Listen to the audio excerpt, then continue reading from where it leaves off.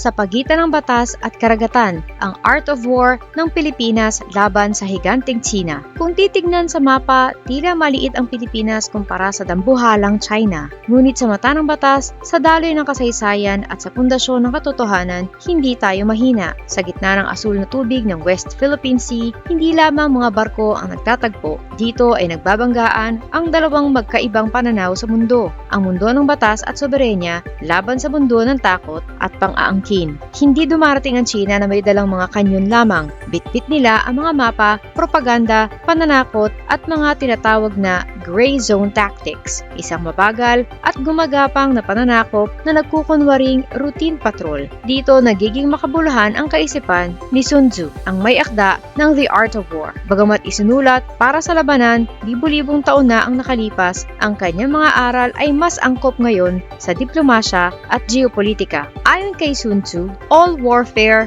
is based on deception. Ang lahat ng pakikipagdigma ay nakabatay sa panlilinlang. Sa liwanag ng kaisipang ito, malinaw ang diskarte ng Beijing. Lituhin ang mundo, takutin ang mga mangingisda, pagurin ang ating mga sundalo, at gawing normal ang iligal. Ang layunin nila ay harasin tayo ngayon, gawing normal ang kanilang presensya bukas hanggang sa tuluyan na nilang maangkin ang ating teritoryo nang walang putok ng baril. Ngunit may sagot ang Pilipinas at hindi ito bala. Ang ating sandata ay estratehiya. Sabi nga ni Sun Tzu, the supreme of war is to subdue the enemy without fighting. Ang pinakamataas na uri ng sining ng digmaan ay ang pasukuin ang kaaway nang hindi nakikipaglaban. Hindi kailangang magpaputok ng kanyon ang Pilipinas para manalo. Ang tunay na tagumpay ay kapag umatras ang China. Hindi dahil sa takot sa gyera, kundi dahil sa bigat ng pandaigdigang kahihiyan at diplomatikong isolation. Itinuturo rin ni Sun Tzu, if you know the enemy and know yourself, you need not fear the result of 100 battles. Kilalanin natin ang kalaban.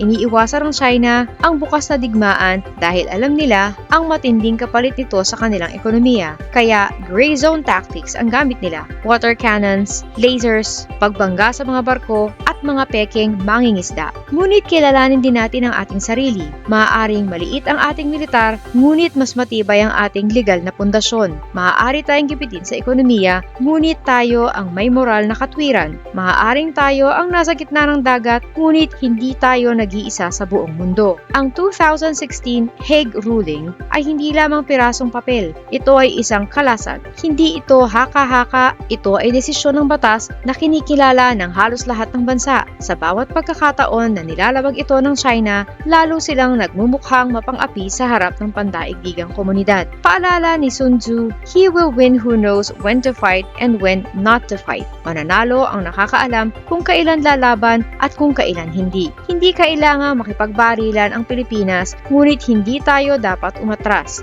Ang laban natin ay hindi lamang sa pagitan ng mga barko. Laban ito sa narrative o kung ano ang pinaniniwalaan ng mundo. Ang bawat video ng harassment, bawat water cannon attack, at bawat pagharang sa ating resupply missions ay ebidensya. Ito ay mga sandata sa laban para sa katotohanan. Ang tunay nating diskarte ay simple ngunit matadim. Igiit ang batas ng walang humpay. Palakasin ang alyansa sa US, Japan, Australia at ASEAN. I-expose ang bawat paglabag ng malakas at malinaw. Bawasan ang pagdepende sa ekonomiya ng China. Magkaisa ang mga Pilipino dahil ang pagkakahati-hati natin ang pinakamalaking alas ng China. Sabi pa ni Sun Tzu, appear weak when you are strong, and strong when you are weak. Akala ng China ay mahina tayo dahil sa sukat ng ating bansa. Ngunit ang isang maliit na bansang matatag na nakatayo sa pandaigdigang batas ay hindi mahina. Ito ay strategically powerful. Hindi kailangan magpaputok ng unang bala ang Pilipinas. Kailangan lamang nating tumayo, magdokumento, kumapit sa mga kaalyado at lumaban sa legal na paraan hanggang sa maging masyadong mahal o mabigat para sa Beijing ang patuloy na pambubuli. Sa huli, narito ang isa pang makapangyarihang linya mula sa The Art of War. Victorious warriors win first and then go to war, while defeated warriors go to war first and then seek to win. Ang mga nagtatagumpay naman mandirigma ay nananalo muna bago sumabak sa gera. Ang mga talo ng mandirigma ay sumasabak muna sa gera bago maghanap ng paraan para manalo. Hindi dapat magmadali ang Pilipinas sa madugong labanan. Dapat muna nating panalunan ang legal na laban, ang diplomatikong laban, ang laban ng impormasyon. Sa ganitong paraan, magiging hindi na kailangan ang bukas na digmaan. Ang West Philippine Sea ay hindi lamang tubig, basura o bato. Ito ang ating buhay, ang ating kasaysayan at ang ating kinabukasan. Hindi ito maaaring ipamigay, hindi maaaring kalimutan at hinding-hindi isusuko. Kung tayo ay magkakaisa, dala ang batas, tapang, mga kaalyado at tamang diskarte, kayang talunin ng isang maliit na bansa ang isang higante. Hindi sa lakas ng armas, kundi sa talino ng diskarte. Hindi sa takot, kundi sa katotohanan.